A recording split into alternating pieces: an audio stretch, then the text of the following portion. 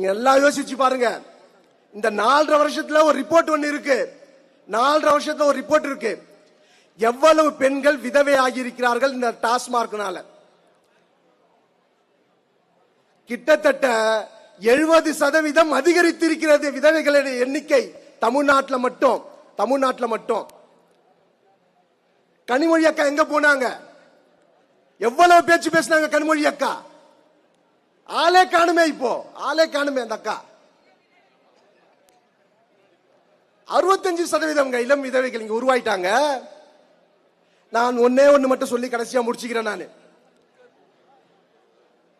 இந்த தமிழ்நாட்டில் மகளிர் பெண்கள் தாலியோடு இருக்கணும் சொன்னா, உங்க கணவர்கள் உயிரோடு இருக்கணும் சொன்னா, நீங்க தாலியோடு நடமாட வேண்டும் என்று சொன்னால், நீங்கள் பூ வைக்க வேண்டும் என்று சொன்னால், உங்கள் நெற்றியில் குங்குமம் இருக்க வேண்டும் என்று சொன்னால், நீங்கள் தயவு செய்து திமுகவிற்கு வாக்களிக்க கூடாது.